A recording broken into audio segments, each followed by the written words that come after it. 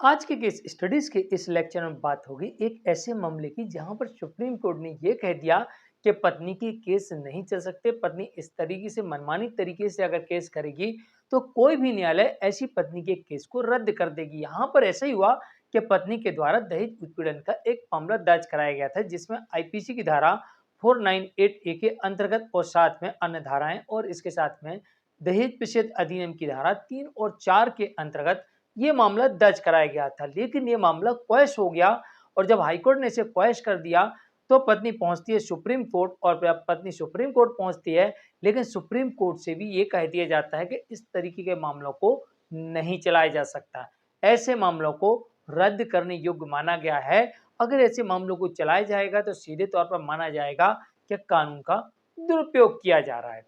तो जबकि इस मामले में दहेज निषेध अधिनियम की धारा 3 भी है और 4 भी है। जिस मामले में धारा 3 का प्रयोग किया जाता है उस मामले में ऐसा लगता है कि मामला क्वैश्ड नहीं होगा और कभी-कभी ऐसा लगता है कि इस मामले में सजा भी हो जाएगी। लेकिन यहाँ पर धारा 3 भी है, धारा 4 भी है। उसके बावजूद भी इस केस को क्वैश कर दिया, रद्द कर दिया कोर्ट ने। तो चलिए आज के स्टडीज के इस लेक्चर में आपके समक्ष एक नहीं 2 जजमेंट सुप्रीम कोर्ट के रखेंगे और इन जजमेंटों से क्लियर हो गया कि अगर इस तरीके के केसेस रहेंगे, इस तरीके की पत्नी कंप्लेंट करेगी तो ऐसे केसेस को कोर्ट या पुलिस बंद कर देगी, डिसमिस कर देगी, रद्द कर देगी। जय जनेन्द्र, मैं हूं मुकेश जैन। वीडियो को लाइक और शेयर कर दीजिए। चलिए शुरुआत करते हैं।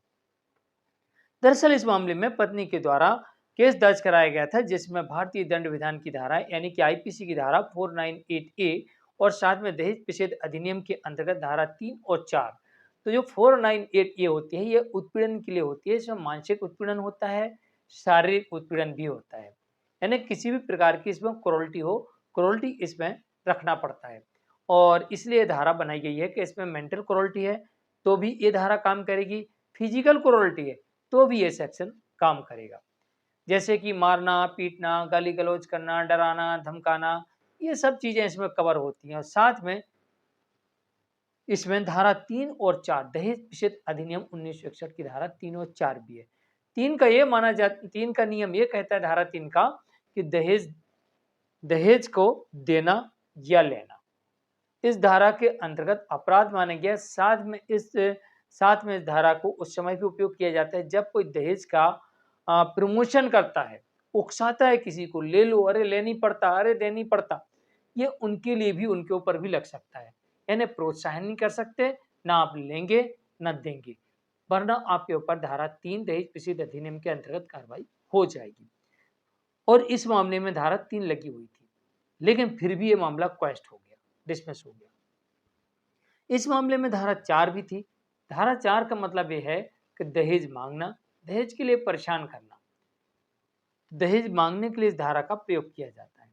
अब इस मामले में यह कहा गया कोर्ट की तरफ से कि सामान्य प्रकार के लक्षण पाए गए इसमें।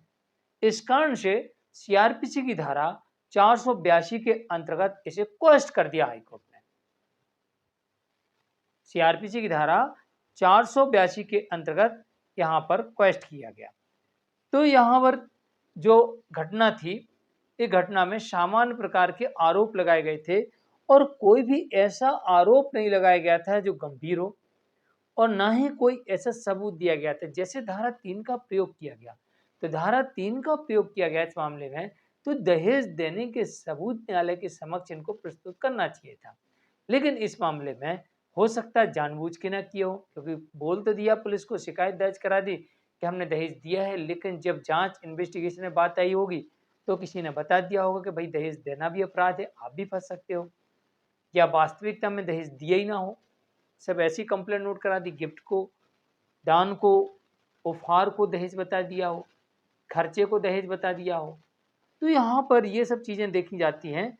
तो इस कारण से इस मामले में धारा 3 सिद्ध नहीं हो पाई और ये डिसमिस हो गई। कोई ऐसा विशिष्ट आरोप और उसका सबूत भी कोर्ट के समक्ष नहीं आ पाए जिसमें यह बात साबित हो कि डराया गया, मारा गया, पीटा गया, दहेज मांगा गया। इसके भी कोई भी सबूत कोर्ट के सामने नहीं आए। और यहाँ पर इन धाराओं को रद्द कर दिया, इस मामले को डिसमिस कर दिया। इन धाराओं के अंतर्गत मामला नहीं बना, इस कारण से यहाँ पर इस केस को डिसमिस कर दिया गया। साथ ही यहाँ पर पति की तरफ से तलाक फाइल किया गया था और इसके उपरांत ही पत्नी की तरफ से दहेज मांगने के और की शिकायत दर्ज कराई गई थी। कोर्ट ये कह रही है कि इस मामले में ये देखने को मिलता है कि जब पति ने अपनी तरफ से डाइवोर्स का केस फाइल कर दिया था और पत्नी को पता लगता है कि मेरे पति ने मेरे विरुद्ध तलाक का केस फाइल कर दिया है, तो इसके बाद पत्नी ने ये केस दर्ज कराया था। कोर्ट ने यह भी देखा इस मामले में कि इसके पूर्व में, मतलब जब तक डिवोर्स का केस फाइल नहीं हुआ था, इस डिवोर्स के केस के पहले पत्नी की तरफ से कभी कोई शिकायत दर्ज नहीं कराई गई थी और ना ही उसके पिता की तरफ से कोई शिकायत दर्ज कराई गई थी। तो कोर्ट ने यह माना कि पत्नी ने बदले की भावना से एक काउंटर केस फाइल कर दिया है, तो जो कि निरस्ती योग्य माना गया। अब आप अपने मामले में इस जजमेंट से अनुमान लगा सकते हैं कि आपने किसी प्रकार का नोटिस भेजा हो, समन भेजा हो, कोई कार्रवाई स्टार्ट की हो और पत्नी ने सामान्य आरोप लगाए हों या बिना सबूत के आरोप लगा के आपके ऊपर समन प्राप्ति के बाद में केस फाइल कर दिया है, तो आप सुप्रीम कोर्ट के इन दो जजमेंटों का प्रयोग कर सकते हैं, जो कि एक जजमेंट इसमें रेफरेंस दिया गया है, मतलब इस केस के अंतर्गत सुप्रीम कोर्ट ने आदेश करते हुए इसमें एक जजमेंट रखा है और साथ ही जो केस आया था ये रश्मि चोपड़ा की तरफ से गया था, तो रश्मि Chopra versus state of Uttar Pradesh का मामला है। तो यहाँ पर कोर्ट ने ये माना कि जब पति ने डाइवोर्स का केस पहले फाइल किया था, उसके उपरांत ही पत्नी ने दहेज के केस पति और उसके परिवार के ऊपर आरोप लगाकर फाइल करवा दिए। लेकिन ये भी कोर्ट ने देखा यहाँ पर कि इस मामले में सामान्य आरोप हैं और ये भी देखा कोर्ट ने कोई भी आरोपों को पुष्ट करने वाले सबूत नहीं है और साथ में ये भी कोर्ट ने कहा इस मामले में कि पति ने डिवोर्स का केस फाइल किया, उसका समन पत्नी को मिला और उसके बाद पत्नी ने ये सारी कार्रवाइयाँ स्टार्ट की। इसके पूर्व पत्नी या उसके परिवार की तरफ से कोई भी शिकायत दर्ज नहीं कराई गई थी। इससे यह स्पष्ट होता है कि बदले की भावना से कार्रवाई की गई है और इसे अपास्त करने योग्य माना गया और न्यायालय ने हमें यहाँ पर अपास्त कर दिया।